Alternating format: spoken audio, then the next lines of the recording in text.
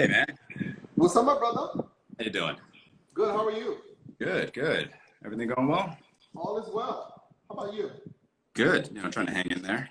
We're down. That's all we can do is hang in there. Exactly, exactly. Um, so first of all, introduce yourself and tell us who you are, where you are, and the name of your company, and all the details we'll get into a little later. Sure. My name is Eric Chang. The company Chang, the co-founder, Dan Hellman. You know. Your Wi-Fi is going in and out. Oh, is it? Yeah. Like now you're good. Okay. All right. Let me know if it gets bad again. Okay.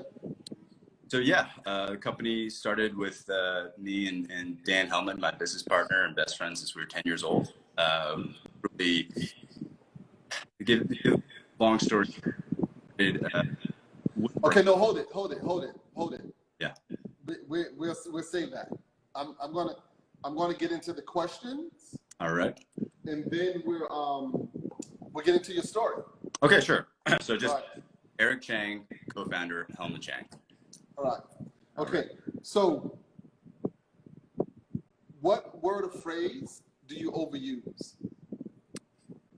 What words or phrases do I overuse? Yep. What word or phrase do you overuse? Oh man, in my industry, I would say the word luxury. That could mean a lot of things to a lot of different people. Okay. What is your most favorite thing to do? Uh, design a new product. And What about in life? in life, These are more life questions. life questions. Okay.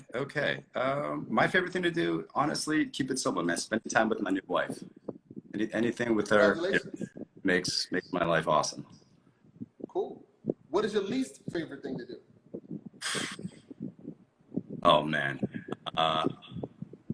if all you guys out there know, clients, I love dealing with clients, but when you have a problem, having to troubleshoot that it takes a lot of pride swallowing. Yeah. And you really gotta do a lot of asking, but it's part of the game. And so, but I will say, when you resolve a problem well, it's probably one of the best feelings. Yeah.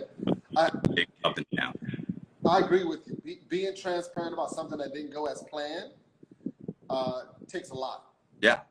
Takes a lot. And let me tell you, right, that is such a heavy subject.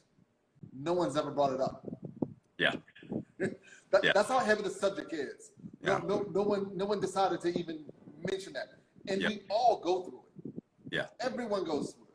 Especially in our industry. You're making Yes. somebody and they, something doesn't go as planned. Like, how do you manage that expectation properly? Exactly. Yeah. What is the one thing your spouse will want to change about you? Oh man, that's a long list of things. So that's a lot. I would probably say better at planning. So you kind of wing it? Yeah, I'd say so. There's a lot of winging going around. Yeah, absolutely. Yeah. Okay, now this is your wife. Yes. Okay. Now what would your business partner say? Ooh. Yeah, what wouldn't he say too? The one thing my business partner will want me to change, oh man, I don't know, maybe not travel as much as I do, but I got to do it for work. So that's right. You're on the road a lot. Yeah, circling the globe and meeting with interior designers and understanding their projects and how we can have our product work within their projects to get more business and to build those relationships. It keeps me out of the factory for quite some time, but it builds our business. It has to get done. Yeah. You're the salesperson. Well, I think what people have to realize, as woodworkers and furniture makers, or people that make beautiful products made to order, even though you're making product, you're in a service industry at the end of the day. And it goes back around that earlier question, managing the expectation. understanding and having your clients understand and to sell your product and services in a way that they can turn around and sell your products and services. So that requires a lot of personal relationships. And that is why I'm on the road as much as I am. My goal is to really know personally every single high-end interior designer in the country on a very close level. They trust our brand and they trust our product. Yeah. Relationships are very, very important. Yeah. Because if something goes down, the relationship is really what saves you. Yes, absolutely. Yep. Because people can either turn on you or they can turn with you. Yeah. Yeah. And especially now with COVID, you know, it's hard to travel. It's hard for our clients to get into showrooms to see our product. So, you know, if I'm able to have a good relationship, I can shoot them an email, I can give them a call and say, hey, what are you working on? Let me show you some new things. So those are all important, especially at this time. Yeah, there was a scenario where I was working on a project in a city, and there was something that went down, and I wasn't at fault. And the person took the side of the person they had the relationship with. That will always be the case. It wasn't about who's right or wrong. Mm-hmm. They saved the relationship. Yeah. Yep. Absolutely. Absolutely. And I was like, well, I'll be darned. Yeah. Yeah. And I think, yeah, as designers and manufacturers, we have to understand that. We have to understand that it's about the relationship. Your product and your quality speaks for itself. But you as a person, you got to be establishing those relationships. Yeah, you got to go beyond that. Yeah. If you want your business to thrive, it's extremely important. Absolutely. What sound bothers you most? What sound bothers me the most? Yeah. Oh man, jeez.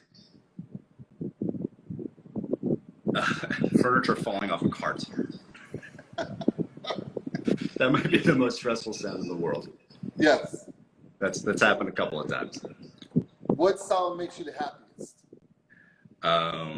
Hearing the phone ring, man. That means you got business. You know, it's important. Again, I'm talking from a business perspective. Other than that, yeah, I mean, just coming home and hearing my wife's voice and you know, yeah. Okay.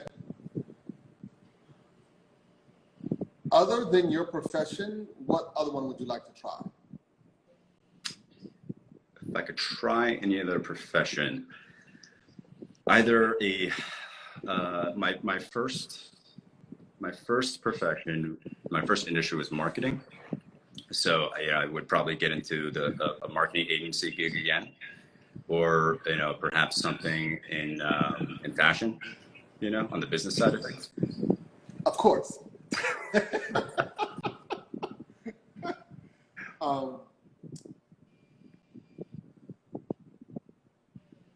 What would you want on your tombstone? My tombstone. Yeah. Ooh, jeez. You know, first and foremost, mention, you know, the loved ones of my family and who I left behind. But then secondly, maybe a drawing of the most iconic piece of furniture that we've done. All right, pretty cool. Yeah. What is it about your personality that makes your business thrive? Wow. That's a good question. I want to say my confidence when I'm out there meeting with clients or speaking with press or, you know, giving a speech. Whenever you start a business, it's true for anybody, especially when it comes like a high-end brand. You do have to, at some point, fake it till you make it. And you can't do that without being confident about what you're trying to sell and what you're capable of doing, and asserting yourself so that people can trust you enough to throw down the big dollars for that piece of furniture. So yeah, I would say confidence. Okay, so now let's expound upon that. Tell me a scenario where you were in a situation Okay. You had to oversell at that moment and then go to the shop and figure it out. That happens on a daily basis. No, you know, the best example of that was when we were starting out, and you know, at this point we were just weekend warriors. We had a little bay that we were renting in a co-op wood shop in Brooklyn, and we had decided to do ICFF, the International Contemporary Furniture Fair in New York City, to kind of debut our brand. And from that, we got great press and we got great connections with designer showrooms that wanted to carry our line. And so the first showroom that did that was A. Rudin. They were based out of Los Angeles, but they have showrooms all the country. And the owner and his team was like, all right, we want to carry your line. We're going to come to your factory in New York. And I will be honest with you, I still had a full-time job at my marketing agency. Dan, I think at that point he was kind of like working full-time, and we had a couple of like interns, no full-time employees. And what we did was I took a day off of work, and we had all the other people in the co-op pretend, like, just don't say anything. Don't say anything to these guys. They'll just assume you work for us. So the other 12 guys are like, all right, whatever, man. And these guys roll up in a limousine. They all come out. They come up to the second floor of the wood shop, and we were sprinkling sawdust around our bench, and it just looked like we had this operation going. And we had to pretend that was the operation for the good, you know, couple hours of that meeting. And then when they left and said, we'll have a contract to you Monday, we were like, so that was probably the best example of that. Pretty cool. I like that. Yeah, I like that. What is it about your personality that hinders your business? My confidence. A blessing and a curse. Yeah, no, because well, you know, I don't like to say no to clients, you know, and I don't think I've learned that yet. I say, yeah, we can handle that. Then I bring the project back to Dan. He says, you're freaking out of your mind, man. What are you doing here? We're gonna lose money on this. And I'm like, hey, let's just figure it out. And yeah, we get winners, we get losers. So that's on me. I'll look at that. Okay. What makes you tick? What makes me tick? You know, for me, design has always been about. I've always enjoyed creating emotional connections with people. Design just happens to be the medium in which I do that. So when a client gets a product, they get it installed, and I get this beautiful installation shot, and the client's saying, I love this so much, it's my new favorite piece, it's my favorite piece in the house. I mean, there's nothing more fulfilling professionally than that. Okay, cool. What irks you the most? What irks me the most? Man. Delays, production delays. That'll be the bane of it. As you grow your business, that's the one thing that just will completely handicap you. Yeah. Yeah. If you were to travel cross country on a motorcycle, who would it be with? Who would it be with? Oh, it'd be my wife. Yeah. All right. Softball player. Sorry, go on. When was the last time you cried? Last time I cried. Ooh. My wedding day, which was on March 13th, 2 days before COVID shut down New York City. Yeah. That was the last time you cried? I think so, yeah. Okay. Yeah. All right. And those were tears of joy? Yeah. Just checking. What impact do you want to leave on the industry? I would love Hellman Chang to go down, you know, in the design history textbooks. You know, it's a tall order, but I think that as a designer and manufacturer, if you're not striving for that, then what are you doing? You know, this is a creative field. This is a field born strictly out of passion. And if your goal isn't to make some kind of design mark, if it isn't to have the next Eames chair, then what are you doing? Right? All right, cool. When was the most difficult time for your business and how did you overcome it? We're facing a little bit of that right now, you know, with industry contraction. due to COVID and the shutdown. But the biggest one was the recession in 2008. That was actually right when we started the company, and we were able to overcome it, fortunately, because we were so small at the time. And you know, if you got a small wood shop business, you're in a great spot right now because your overhead is low. You can roll with the punches. You can adapt quickly and easily. But when you're a larger company, it's hard to move a big ship, you know, versus a little, you know, cutter. So we overcame it by really, you know, I didn't pay myself for, you know, 2.5 years during that whole time, and really had the luxury of youth and time to hit the pavement and just get out there and sell ourselves, you know, while the pipeline was empty. So being able to adapt was really important for us. Yeah, I'm kind of doing that same thing now. Yep. I'm moving my yard because the overhead is crazy. Yeah. So I'm going 60 miles up the road to a bigger space that's cheap. Mm-hmm. Yep. There you go. So I'm with you 100%. Do you have any black friends? Do I have any black friends? Yeah, got a few black friends. Yeah. Okay. Yeah. Do you often see people of color in your industry? Every now and then, yeah. You know, it's my industry dealing with interior designers. It's mostly women and gay men, to be quite honest with you. Yeah, but every now you do get women of color, and every now and then you get straight men like me. It's funny, you know, we're the rarity, believe it or not. Who would you most like to have a conversation with? Oh, geez, gosh. I mean, the softball answer to that is probably, you know, Gandhi, right? The wisdom, you know, the living in Zen. I mean, that's all, you know. How do you achieve that, you know? Right. Mm. Okay. So now we're done with the questions. All right. Let's get into your journey. All right. Let's do it. Do you want to lead off with a question, or should I just get into it? That's it. The floor is yours. All right, sure. So Dan okay, and I. Take us from high school.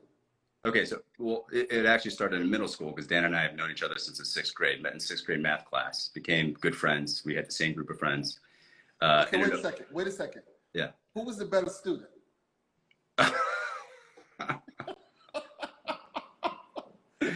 That I couldn't answer. I couldn't answer that. Okay. I don't know his GPA. I don't know. I couldn't answer that. We're both pretty good. We're both pretty good. We're both pretty nerdy, if you want to say that.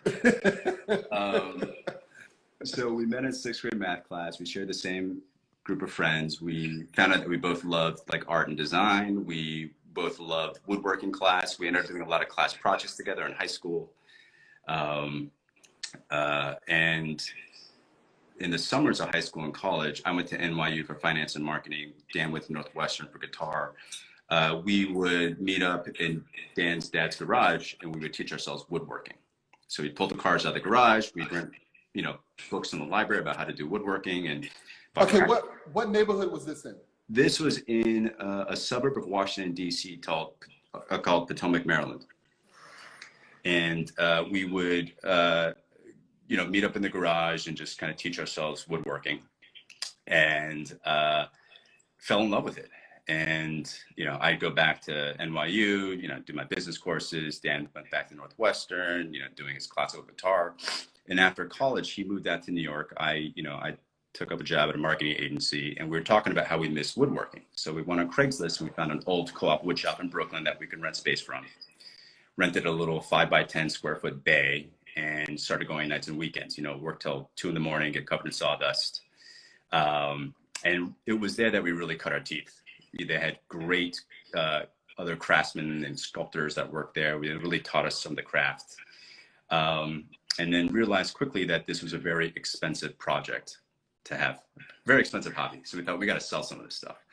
So designed a small collection, and on a whim, we submitted a piece, our Z pedestal, to Interior Design Magazine's Best of Year Awards. They had a wonderful ceremony at the Guggenheim Museum, ended up winning, got published, and a week later we get a call from the designers of the new Four Seasons Hotel in Seattle. And they said, we love this piece. Can you make it as a bar table? We need 15 for the new hotel restaurant. And we said, yeah, of course we can. And we high-fived each other, and then we hung up the phone. We said, how the hell are we going to do this?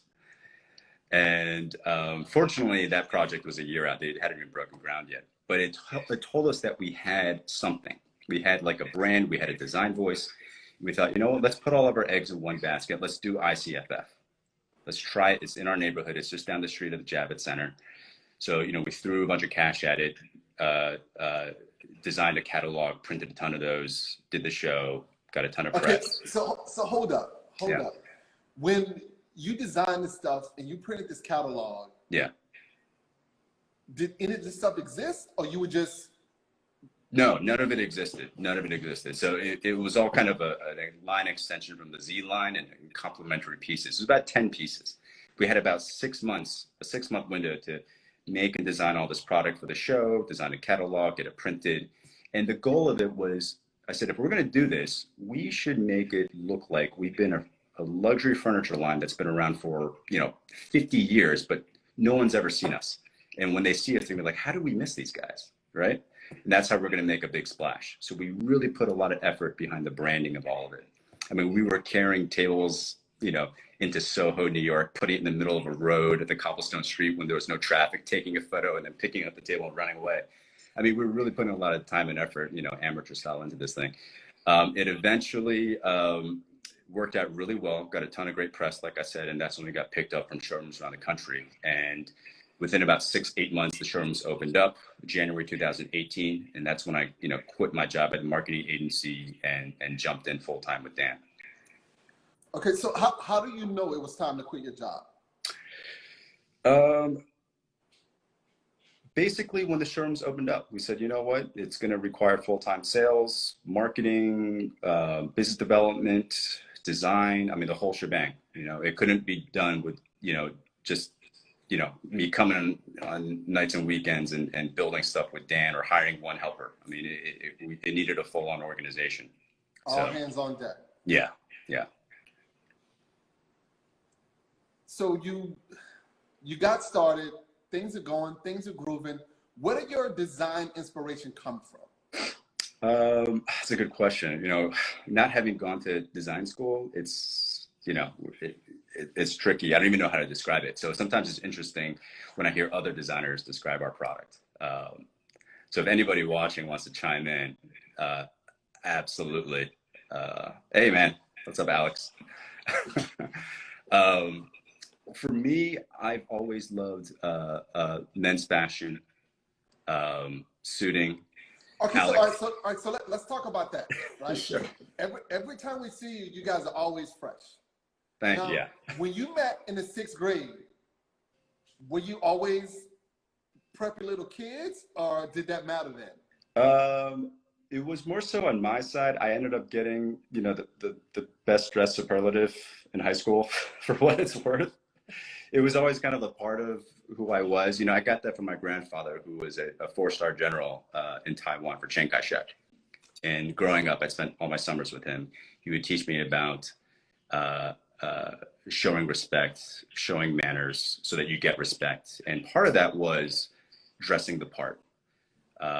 He was always impeccably dressed. And even though he didn't even come to the United States until he was in his 70s and retired, he spoke perfect English grammatically. He wrote it perfectly. I mean, very impressive. So I learned a lot of values about that from him. So dressing well was always important to me.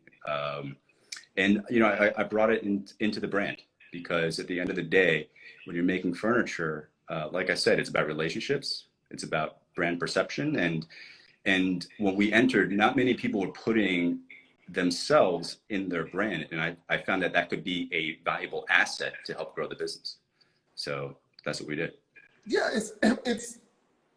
it works because, we all do the same stuff. Everybody wants to put out a great product, but when you dress the way you are dressed, it stands out. Yeah. Yeah. And, you know, again, you're selling very expensive product and they don't know who you are, you know? I will say this, you know, early on, we were going to meetings with interior designers and I had no idea what the hell I was talking about. But I knew that I walked in a sharply tailored suit and people instantly, you know, snapped attention. They're like, I Absolutely. believe anything you say about that, you know, and it worked. It worked. So getting those clients early on, that was a huge part of it, I want to say. And I don't want to say fake it till you make it, but you know, it lets people trust what it is you're selling. It really Yeah. does. And that plays a big part Hmm. Yep. because a lot of times people that don't know get confused by all of the questions and information. Right. And if you appearing and looking in charge, it takes all the pressure off of the situation. Absolutely. Absolutely. Yeah. All right, so I'm trying to get to the move. So you're in Brooklyn. You have a factory in Brooklyn, which I've been to once because you posted a bandsaw and I got That's a right. You bandsaw. got to roll Tenowitz. Yep, yeah. Nice. And and then you move. And you know, the first thing I'm thinking is, why are they moving? Yeah. And then the second thing I'm thinking is, damn, maybe they blew up. And so it's, you know, things are not, you know, at first sight or hearing, things are never what they appear until you actually think about it and think about the scenarios. Right. So tell us why the move and how's it benefiting your company? Sure. Look, I mean, we started in Brooklyn and it became such a huge part of our brand. I mean, you see it in our advertising campaigns and all that. Brooklyn was a part of our DNA.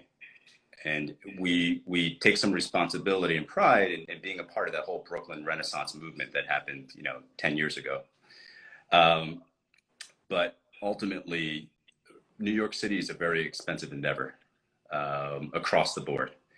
And we found that, you know, as we grew, as we were scaling up, we were seeing diminishing returns when it came to our bottom line. And we're like, what is happening here? And we couldn't figure it out until we realized that we were running out of space. We couldn't do as many projects at once. We were limited in how we could move product and work in progress through the shop. And it was causing production issues that were costly and lead time issues. And lead time will kill you. When you don't hit your projected lead time, every day on top of that is a cost. And that's what we were realizing was there wasn't enough room to push the product through fast enough. And that really prompted us to say, hey, we need a bigger space. And we started looking years ago in Brooklyn, trying to find more space within Brooklyn. We had 16,000 square feet. And every time we found a place that we thought we liked, you know what? We need something bigger. Until we realized New York City was no longer an option. And that ultimately led to the move. You know, okay, so I'm gonna pause you for a little bit. Mark Jupiter's on here. Yeah. Who also does high-end stuff, has an enormous space, has a big space, Yeah. and a showroom. Yep. And he's like, I shut the showroom down because I got a job and we got to work in the showroom. So that also points to your point. So how did you? Why Georgia? You went out of the States. Yeah, you know, Dan could probably answer that a little better, but ultimately, you know, we looked, you know, the usual suspects like North Carolina, things like that. We settled on Georgia. Number one, Dan has spent a lot of time down here. His in-laws are here. He's been down here, you know, multiple times a year for the last 15 years. So he's familiar with the area. And we found that the county that we're in, Dawson County, has a lot of great incentives for small manufacturing businesses to move in. And him spending time down here, he got wind of that. And they really kind of offered us something that we couldn't refuse in terms of financing and things like that. And there just happens to be a very rich manufacturing history here. So we've been fortunate enough that we've been able to actually pull kind of the best from the best from the nearby workrooms to work for us. So it's been a great move so far. It's certainly been stressful. You know, we're changing the way that we do a lot of things to create better quality product, to create the product faster. So all of it has been worthwhile in the effort to be able to say, now we know how we can scale within the space for the next 8 to 10 years. Okay, so all right, so let's talk about that. So we have a question here from Kevin Stillengrain. How many people do you have working for you? 16 K square feet is insane. So right in Brooklyn, we had 16,000 square feet, and I think we had about a total of 18 of us. A lot. Yeah, between front office, design, production, and finishing, it was certainly a lot of people. Okay, let me for the people who are into this. Okay, let's give a breakdown on how many people did you have in the office? We had, including me and Dan, we had 5 people. 5 people in the office. Yeah. And the other 13 were on the floor. Right. Okay. Mm-hmm. We had 5 in finishing, so that left the remainder out on the floor, about 8 people. Yeah. Wow, 5 finishers. That's a lot. Well, some are specialized in just, whitewood sanding, scuffing, staining, and top coating. So you kind of divide and conquer those skill sets. Okay. So how much space do you have now in Georgia? 32,000. So we doubled the square footage. Yeah. Which is great. I mean, yeah, I can't even tell you how much of a blessing that is to have space. Yeah. 32,000. Yeah. It's not that big. It seems big. It's really not when you compare to other big. And Mark's probably saying the same thing. It's not that big. So how many people now do you have on your team? There's been a little bit of a contraction since COVID. So, right. We're navigating through that right now, but, things are on the up, which is fantastic. But one of the great benefits of this space and the way that we're producing is that we can do more with less people. When you have space, you can do that. Right. Move the people around. Mm-hmm. Mm-hmm. So if I had to take a step, I believe we are around 12. Okay. Yeah. All right. Mm-hmm.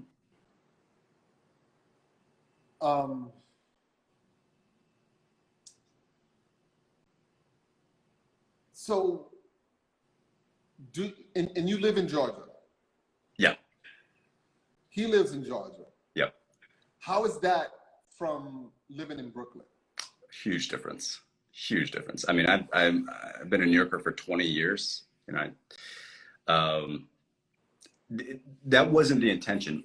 We actually opened up a office in Industry City in Brooklyn. So, I still have my condo in New York, and so I was going to stay in New York with the design and customer service team. And once COVID hit, that had to be closed down. Like, we weren't going to be working in confined space anymore. Everyone was going to work from home. And at that point, I was like, well, my time is better spent down here then. At least I can be here and help Dan with getting the operation of the factory up and running better. So I moved down. It wasn't planned. I moved down in May, and it's been an interesting changeover. I live about 30 minutes north of Atlanta, and the shop is about an hour north of Atlanta. Okay, so that's not bad. It's not bad. No, we can still get into Atlanta, which is an awesome city. Yeah, because you got to drive everywhere there anyway. Right. So the biggest difference is, I would say, the culture and the food. That's the biggest difference. That's probably what I miss the most about New York City. The diversity of New York, the interesting kind of cultures that you get to see more of. But, Georgia has its own charm, its own culture, which is also really rich. And I'm just kind of learning it now. Yeah, I went to college there. I'm from Louisiana. I also went to college in Alabama. Louisiana, Alabama, Georgia, Mississippi in between. There's culture there, but there's not culture it's a different definition than we call culture. Yeah. There's a culture and a history of the place. Mm-hmm. But the culture that we call culture with the many different cultures, there's not much of. But again, it's a wonderful thing. It's a cool place. Yeah. Being close to Atlanta is good. Yep. All right, so are we going to talk to your partner? Can we get a tour?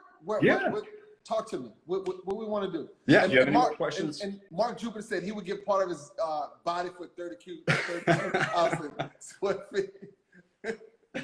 This is true. Look, the grass is always greener. But yes, having that much square footage is a huge blessing. Do Do you feel comfortable in this space, or do you think soon you'll outgrow it? No, I think we feel pretty good. There's, you know, when you take into account like lean production practices with that much space, it really opens it up a lot more to what you can do with it. And for anybody that knows lean production, I highly recommend it as a starting point for your corporate culture and how you can explain that to us a little bit. Talk to us a little bit about that. Sure. I mean, in a nutshell, culturally, it's about constant improvement. It's about understanding where the value of each process lies. And so you're eliminating waste. Like, does the customer care about this process? No, if it's not adding value, you can eliminate it or you can alter it in such a way that it does create value. So for example, if a client does not really care about a hand chiseled more dovetail joint, but they like the dovetail joint, do you have to do the hand chiseled dovetail? Right? I'm with you. You know what I'm saying? I'm with you. Right. So do you pay a guy for 12 hours to do hand dovetails hand done on a drawer box, or do you get that done on a machine? So listen, I'm with you, right? Mm-hmm. And I think at a certain point, when we talk about growth, you can't have guys on workbenches with a mallet and a chisel doing that. You can't, because it just it takes too long for production. Right. Right. You know, if there's one particular piece that someone wants and they pay for that, that's fine. But on a regular day, no. Yeah. Yeah. No, the biggest blessing for us was, you know, getting a CNC machine and utilizing that to create better and controlled components. And then our woodworkers can focus on what they're good at, which is the handwork, you know, the detail of the handwork. So really combining the best of technology and the best of, you know, artisan craftsmanship. And that's been incredibly beneficial. So at what point did you add a CNC? Was it before New York or once you? Yeah, it was before the move. So we got the CNC probably about 6 to 8 months before the move. And it really drove home the understanding of how we were going to change our processes to create better product in a more timely manner. And that then led to, hey, let's look at lean production. Let's look at the space. And we really need something much bigger. Okay. Who do you admire in the industry? Oh, geez. You know, as far as like a interior designer, you know, the normal big names like a Jamie Drake, you know, someone that's developed a real defined brand and aesthetic.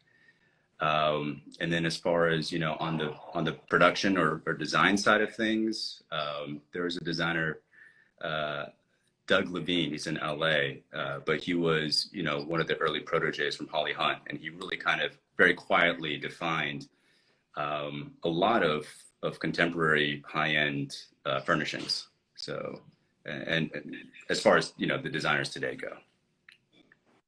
Okay. All right. So what's next for you? What do you want to take off to? For us, it's about, I think, expanding our collection beyond just the case goods. You know, we have a small smattering of, you know, seating, but I really want to round that out a lot more with a more robust seating line. You know, people tend to buy Hellman Chang for the statement pieces in their home. And I want to be able to create a collection that plays nice with more lines, to be more, you know, universal. And that I think will really help the company grow. And then also to get into more objects, maybe, you know, tabletop, things like that. The company has developed a brand that can stand on its own 2 feet, that gives us a credibility to kind of expand and diversify our product offering. Okay, cool. Mm-hmm. Cool. So can we get a shop tour? Let's do it, man. Let's find Dan for you. Yes. Let's do that. And I'm going to ask Dan who is the better student. So, well, here's, you know, front office here. This is actually our old sign from Brooklyn. You can see it's tagged. So we got street cred. That'd be great. Absolutely. Yeah. Here's Dan's office. So he's out on the shop floor now, chatting with some of the guys. They could do the kitchenette here. And really, we start in bay 3. This is just a big open space where we do final assembly and pieces sit around for pickup. But we've got these, assembly tables on hydraulic lift tables. Wow. So was this in a space before you got there? You did all this?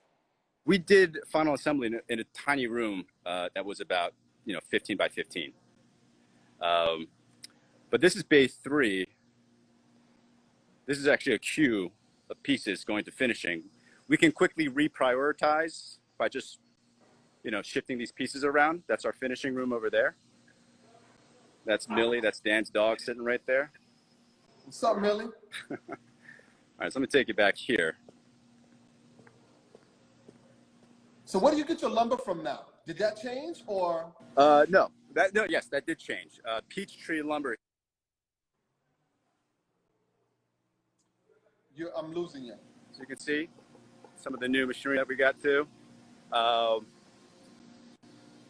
I'll take you through very briefly, but there's a product flow. So this is our loading dock. We bought this building. It's on 4 acres of land. Damn, son. Yeah, and forgive me if the signal goes in and out, but this is essentially our backyard. We used to load things in off the street in Brooklyn, and you got people like honking at the trucks, get out of the way, and it was double parking. It was terrible. Yeah, it would be all guys would come out and pull all the lumber off the truck. It was awful. But now we got this covered, loading dock.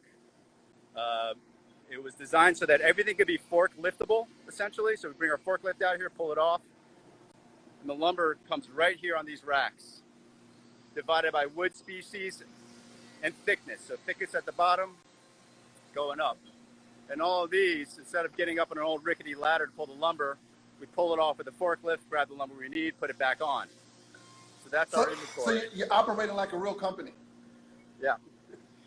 Forklift right there. I'm going to zip by this because I know I get bad signal in here. But this is our CNC machine. And there's Brandon, our operator. You can see it right now.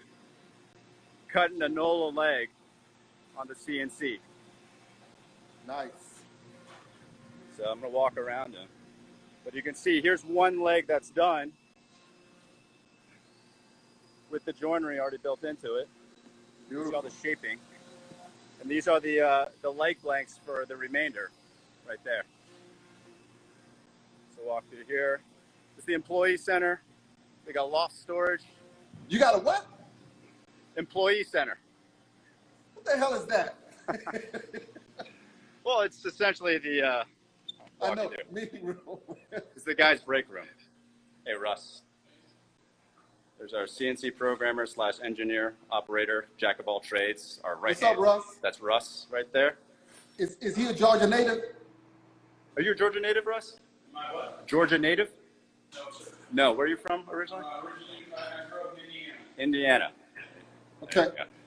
So this is the break room table for the guys. In fact, the first project they did when they joined Helmut Chang was to make their own break room table. This is a walnut Z quad dining table base. I don't know if you guys can see that. And then we got a big 12-foot granite top to go on top of that. So nice and durable. But it was a great opportunity for the guys to cross-train, learn each other's roles. They all did some finishing as well. We got locker rooms and bathrooms and kitchenette for them. So yeah, it's the employee center. I'm gonna walk. So wait a minute, you got 2 kitchens in here? Say that again? You have 2 kitchens? You have the executive kitchen and the employee kitchen? Yes, yes. I know. I'm doing something wrong. We got Merrill and Mike working on some projects right now. I'm gonna show you something kind of cool. This is the first workbench that Dan and I ever made together out of solid mahogany. Before you can make any furniture, you gotta have a nice workbench. Wow. So the guys still use it today. Very nice. Yeah. All right, I'm gonna walk you through. So Linton Designs want to know, when are you going to get a robot on? What's that? Linton Designs wants to know, when are you going to get a robot on? When am I getting a robot? A robot on. That's a good question. We'll have to add that to the list. All right, let's walk through bay 3. So the finished woodworking parts come out here in queue for finishing. I think Dan is talking to our head finisher, Jorge, over here. Go over some planning. I don't want to interrupt them. There's Dan right there, waving hello. All right. But we do, white wood standing in this section. We've got some downdraft tables. You can see the fixturing that we do for all these parts. This is drawer faces for our Shea executive desk. Wow, look at that. Look at that. It's a monster desk. So that's just one drawer column. Listen, let me tell you, I know you do beautiful work. I'm looking at your finishing stands to sit those things in there to spray those small pieces. Yeah, no, we've had to come up with some interesting ways to fixture. Again, lean production is all about thinking about how to make the process easier and better and ultimately more profitable. So we actually have created a lot of our own custom things that make woodworking a lot easier. I was telling Dan, we could easily license this stuff and sell it to other woodworkers. Yeah, it could be a whole nother business arm that we could do. You should. Yep. And then here's our spray room. So we've got a 20-foot and a 12-foot and a full air makeup unit. So we get positive airflow in this room. That means it's dust-free. We also added a batch oven, halogen batch oven. This thing is like harnessing the sun. But it essentially is, instead of waiting, 24 to 48 hours for components to dry in between coats, we can get it dry within 30 minutes. So really kind of production of those things. Dude, this is impressive. Yeah. Yeah, just so, again, more parts here waiting around for, coat, scuff sanding right now. So, yeah. And then after that, goes into assembly. We got a photo booth in the back so I can photograph everything before it leaves. The dining table here, Z quad extension dining table. Wow. We're just adding some metal inlay parts here. Equalizer slides, some custom nightstands. This is all stuff waiting to go out. Our Crawford desk with these big code solid wood leg panels. Big Hayden dresser here. I'll take this off and show it to you.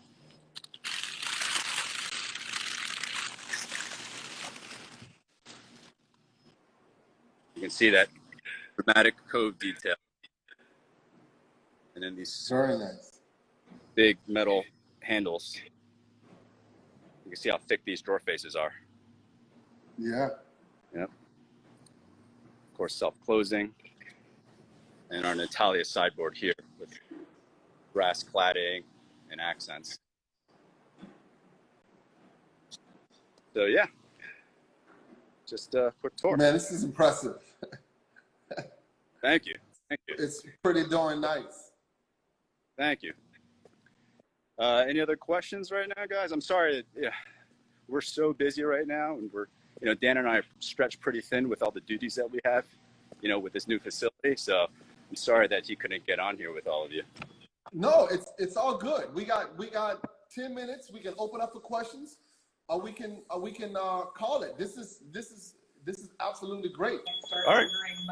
Cool. Sorry about that. Yeah. What does anyone have any questions for me? Does anyone have any questions? I think did any of your employees come with you? We had a couple employees come with us. Yeah, Jorge, our head finisher, came with us. We had another guy who came as our CNC operator engineer. Ultimately, for family reasons, he ended up going back to New York. But he was with us for the good kind of initial stages of the new factory. Yeah, and Cedar Ford shop dog. Yeah, he has a shop dog. Yes, we got a shop dog. Yeah, and sometimes I'll bring my too. So you have a dog as well? Yep. Yeah, cool. Yeah.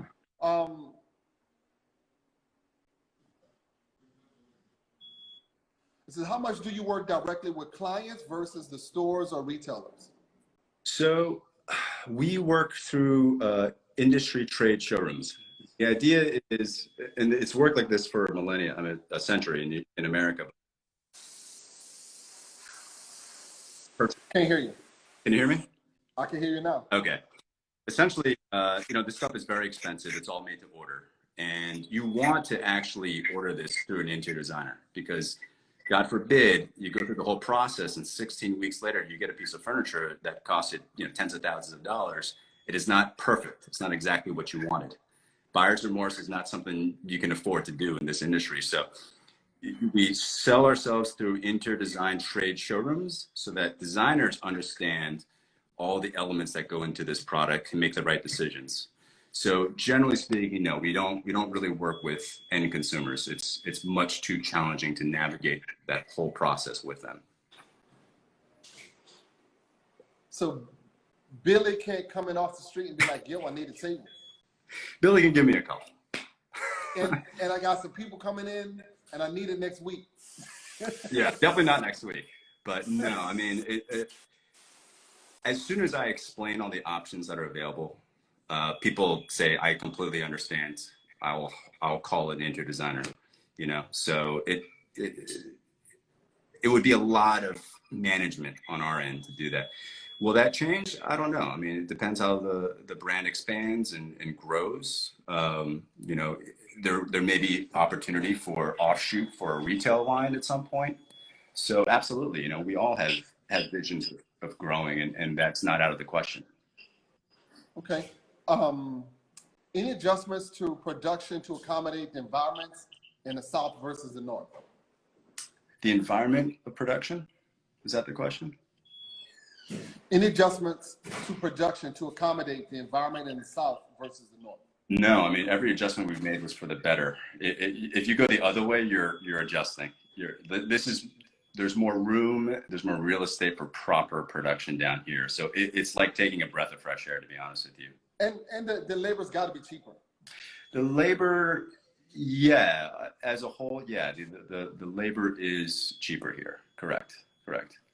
But based on what we're trying to do, we found that we're actually kind of able to elevate the standard here because we were willing to pay these guys more than all their previous companies that they've worked at. Because they come from, these cabinetry shops that they're working, 14-hour days, 6-7 days a week on a deadline.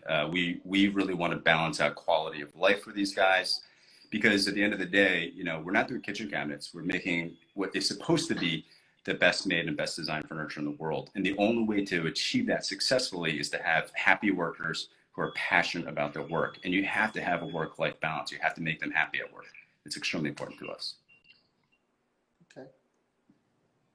Where does AC intend to go in the future other than producing more? They would kill it in Hong Kong. I've heard that before. Absolutely. International is certainly something that we want to get to. When we first started out, people thought that our stuff was made in Europe, which was a bit of a compliment because, America wasn't known as this, elegant furniture, industry. So we've always had a global perspective when it came to the design and the brands in that sense. So yeah, that is the goal, to be able to expand distribution on an international scale eventually.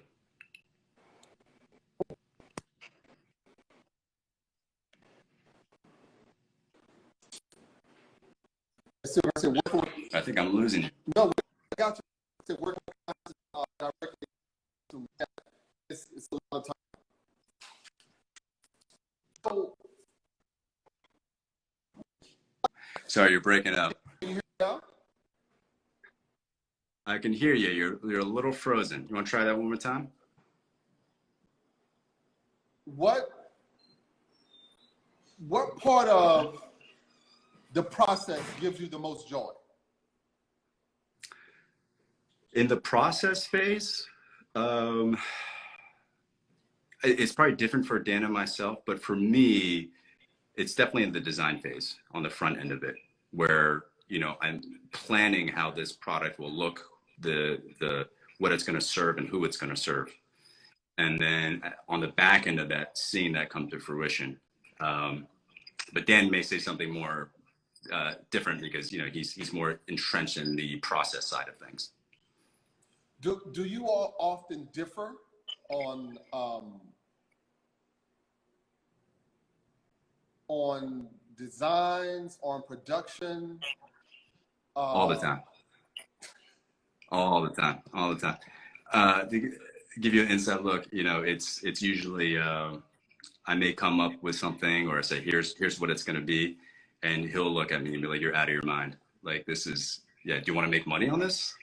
So there's a constant push and pull, which is really important actually, because, you know, as a company to grow, I want to push it towards evolution and design, kind of pushing the limits of what we can do to create something special and new. And then on his side, he's like, hey, we got to make this producible. We got to make this company profitable. And so he'll pull me in another direction. And that's how we can come to, you know, quote unquote, the perfect piece that's going to be successful. So that kind of conflict and that kind of friction is absolutely necessary and vital to how our partnership works. And we're polar opposites. You know, what he's really good at, I'm not so much. And what I'm good at, he's not into. And that's a perfect complement, kind of yin yang, to make the business work. But at the end of the day, you know, we share a similar vision for the company, and that keeps it moving forward. Does he still play guitar? He still plays guitar every now and then. Yeah, not as much as he used to, but he'll still pick it up. Okay. What would you say is the most challenging thing about having a partner? Compromise, constant compromise. You know, that's really important. Communication. That's definitely, and I wouldn't recommend it for everybody, and I certainly would never recommend working with your friend. The second you mix the personal and the professional is when you really can hit some major conflicts. Oh, my wife just joined. Hi, babe. The only reason we work so well together, like I said, is because we're polar opposites and we're complementary. And so we divvy up the tasks very left brain and right brain, and together we can move forward as a single unit. The only way that the friendship helps is with respect to communication. I can almost, having known him for so long, I almost know exactly what he's thinking before he says it. And trust. So those are probably the only elements of the friendship that help in a partnership, I would say. Okay. All right. So we got 51 seconds. I guess we could wrap this up. Thank you very much, man. You have great products. You all look great, and your shop is amazing. So thank you for your time and sharing your story with us. Okay, we got one more question. What materials do you see Hellman Chang working with in the future, staying true to woods and materials, or going beyond? We may go beyond. I think we're going to do a lot more natural materials too, like stone. I think we'll incorporate more of that in the future too. It's all about textures and finishes. So anything that allows us to explore and expand that brand, we're into for sure. But hey, I want to thank you for setting this up. This has been wonderful, and keep doing what you're doing. I think it's awesome, and I think it's a valuable insight for all the other, you know, manufacturing enthusiasts out there.